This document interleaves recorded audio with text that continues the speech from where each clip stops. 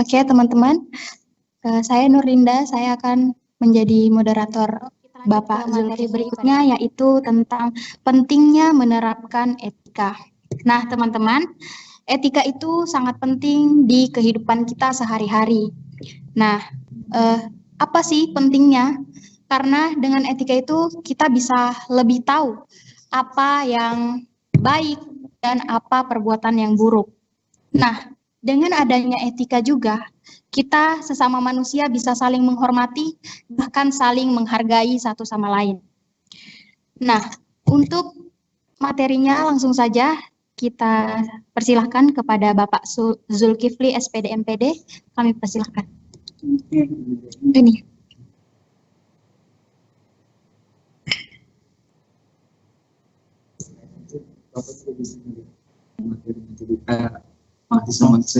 Oh, di situ ya. Berarti saya maju ya.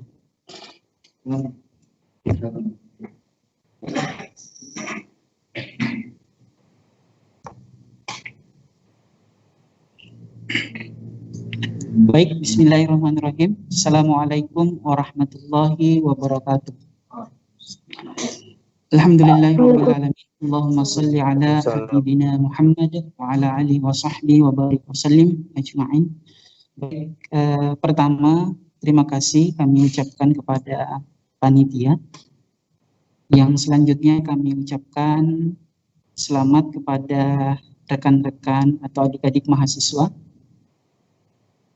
Bismillahirrahmanirrahim. Mari kita bersama-sama mengikuti materi tentang urgensi penerapan etika atau pentingnya etika. Karena waktu kita sangat singkat, maka kita langsung saja ya pada pembahasan pertama.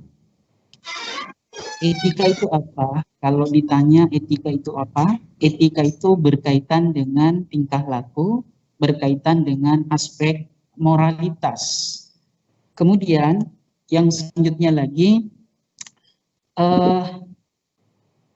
etika itu bersumber, langsung saja Mas, slide kedua.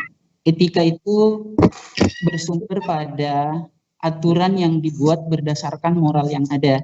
Maka di dalam sebuah kampus atau jurusan apapun, lazim kita kenal dengan etika keprofesian. Kalau misalnya jurusannya jurusan keguruan atau pendidikan, maka lazim disebut sebagai etika keguruan. Ketika jurusannya kesehatan, entah jurusan bidan, perawat, dan seterusnya, itu etika kesehatan. Dan seterusnya, ada etika komputer. Nah, saat ini, karena etika itu lingkupnya cukup luas, maka kita fokus di kesempatan ini membahas tentang bagaimana kita berkomunikasi, etika berkomunikasi di perguruan tinggi. Saya pikir sajian materi ini sangat aplikatif dan langsung dipraktikkan. Berikutnya lagi adalah prinsip komunikasi ya. Prinsip komunikasi mahasiswa dengan dosen. Pertama adalah harus respect atau saling menghormati. Ada rasa saling merasakan empati. Berikutnya lagi adalah saling mendengarkan. Berikutnya lagi adalah kejelasan pesan. Ini adalah prinsip-prinsip yang harus dimiliki oleh mahasiswa dalam hal aspek komunikasi. Selanjutnya Mas, etika berbicara atau berdiskusi. Yang pertama harus diam dulu ya, menyimak, memberikan kesempatan kepada orang berbicara ya.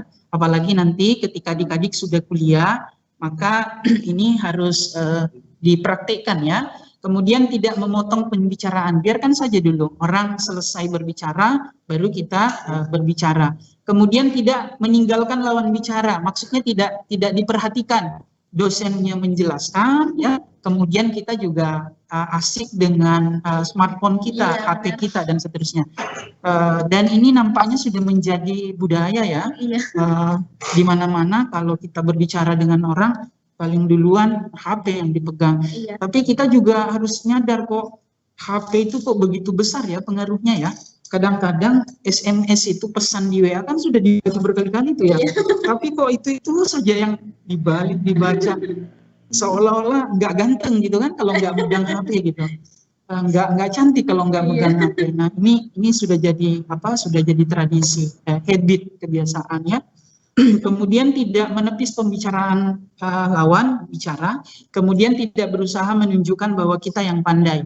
Jadi ketika nanti adik-adik di dalam kelas itu berdiskusi, jangan sampai ketika berbicara menganggap bahwa yang lain salah ya. Dari sekarang kita harus membangun sebuah sikap toleransi, menghargai lawan bicara. Ini kalau tidak kita bangun dari sekarang, nanti akan menjadi habit, kebiasaan ya. Ketika di masyarakat nanti seolah-olah misalnya ketika dia rapat seolah-olah dia yang paling hebat, paling tinggi pengalamannya ya, paling bisa, orang lain salah, orang lain tidak mengerti gitu ya. Berikutnya lagi adalah strategi komunikasi yang efektif. Strategi komunikasi yang efektif pertama adalah mengenali siapa penerima pesan. Kemudian sopan, wajar, sesekali memberikan senyum kepada lawan bicaranya, jangan juga terlalu sering senyum ya, nanti bermasalah. Masuk di kelas, mulai dari masuk di kelas, paling pertama duduk senyum gitu kan, sampai nanti keluar habis pembelajaran masih senyum gitu ya, bermasalah gitu. Berikutnya lagi fokus menggunakan bahasa tubuh, yaitu tadi bahasa tubuh, kemudian menanggapi isi pembicaraan, menghormati lawan bicara, ajukan pertanyaan. Jadi contohnya ketika kita berbicara, seringkali berkomunikasi awal baru bertemu, oh ya gimana tadi Pak, ada yang bisa kami bantu Pak? Silakan Mbak, siapa yang mau ditemui Mbak? Jadi bahasa-bahasa begitu ya. Dosen pun ketika buka pintu, kita sedang ngobrol begini, ada dosen masuk, oh ya Pak, kelas mana Bapak ngajar Pak? Ya betul Pak, di kelas sekarang Bapak ngajar di sini. Jadi itu adalah bentuk komunikasi yang bisa kita lakukan. Kemudian mengendalikan emosi ya. Jadi kadang-kadang ini juga harus kita manage ya dalam hal berdiskusi. Apalagi kalau di kelas diskusinya sudah seru begitu ya, antara pro dan kontra, kita kadang-kadang marah begitu ya. Jangan diikuti anggota dewan yang lempar-lemparan, banting-banting gitu ya. Karena kita bukan anggota dewan. Baik, berikutnya lagi Mas, silakan Mas diklik. Nah, ini adalah cara menjadi komunikator yang efektif ya. Komunikator yang efektif. Kalau ada tortor, ujungnya tortor berarti itu manusianya. Motivasi, motivator berarti orang yang memberikan motivasi, dorongan, penyemangat kepada orang lain. Ya, apa saja mempersiapkan dan mengenali medan ya. Medan di mana kita bicara ya. Seperti saat ini saya harus mengondisikan diri. Beda ketika saya diminta untuk berbicara di ruangan terbuka begitu, barangkali sikap, gaya berbeda begitu ya. Nanti lucu ketika saya duduk berbicara begini lalu saya berapi-api menggebu-gebu padahal di rumah tidur gitu kan. Berbusa-busa kita nggak ada yang dengar. Nah, tapi ini masih mahasiswanya ya Mas. Alhamdulillah masih Mbak ya. Terus slide-nya kelihatan ya Mbak ya? Kelihatan. Baik. Memilih sikap positif. Kemudian kita tunjukkan sikap rendah hati ya. Kemudian hormat, menghargai, punya perhatian ya. Kemudian yang berikutnya lagi memperhatikan perilaku eksternal seperti suara ya. Mata, wajah, gerak isyarat, postur penampilan dan gerakan ya. Nah, termasuk hari ini kalau saya pakaiannya saya kondisikan Mas. Kalau misalnya saya diminta hari ini gitu ya, pakai jas, kemudian dasi kupu-kupu, kemudian celananya celana selutut kan. Kalau di luar negeri mungkin keren ya. Nah, kalau di Stitek mungkin saya disuruh pulang, baru di depan sana suruh pulang. Gitu ya. Berikutnya lagi adalah memanfaatkan kepribadian. Jadilah diri sendiri, jaga stamina. Jadi ketika berkomunikasi jangan dibuat-buat. Gayanya masnya, gayanya mbaknya, ya harus jadi diri sendiri. Jangan ngikuti UJ gitu ya, nggak bisa. Berikutnya lagi adalah, lanjut Mas, etika menghubungi dosen. Nah ini yang penting ya, adik-adik di rumah ini perhatikan betul ya, tentang bagaimana kita berkomunikasi dengan dosen. Yang pertama waktu, perhatikan betul waktunya. Sampai jam berapa kita ini, Mbak? Sampai jam 10:30. 11 ya, insya Allah cukup. Etika menghubungi dosen waktu. Lihat waktunya, jangan sampai masih jam kerja, kemudian kita ingin nemui dosen, kemudian waktu sholat, pas dosennya sholat, kemudian kita telepon, miss call, WA, ataukah pas istirahat, dosennya sudah pulang ke rumah, apalagi capek, jam 10 malam harus istirahat, kemudian dosennya sudah tidur, kemudian tiba-tiba telepon yang nelpon, kebetulan dosennya masih muda, ganteng, begitu kan, kemudian mahasiswanya muda juga, telepon, kemudian terdengar suara mahasiswanya, itu cari gara-gara, gitu ya, jangan sampai dilakukan ya, cari gara-gara, bisa-bisa terjadi pertumpahan darah. Ya. Kemudian yang kedua adalah ucapkan salam, dikondisikan yang muslim, assalamualaikum, yang non muslim mungkin selamat siang, pagi. Kemudian ucapkan kata maaf, sebutkan identitas Anda, gunakan diksi, pilihan kata yang tepat, kemudian tulisan pesannya adalah yang singkat dan jelas. Ucapkan terima kasih. Baik, kita akan lihat. Ini komunikasi mahasiswa dengan dosen.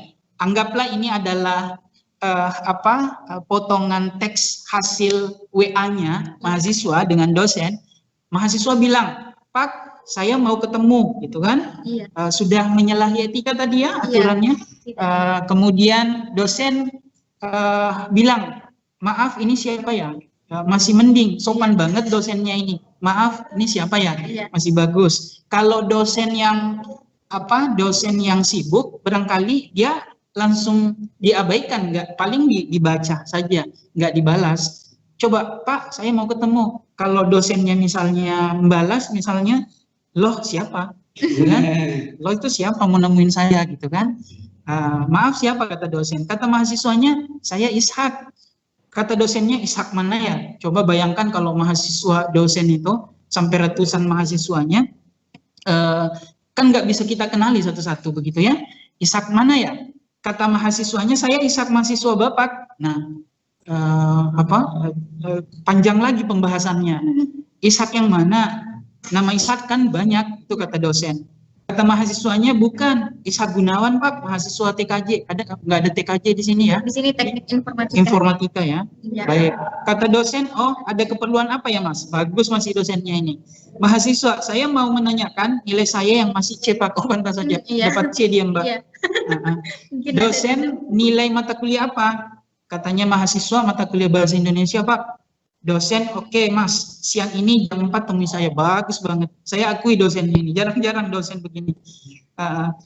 Mahasiswa, waduh, nanti sore aja gimana Pak? Coba bayangkan ya, nawar lagi. Yeah. Ini tipologi kalau ada mahasiswa yang begini nih, biasanya agak sulit selesai skripsinya.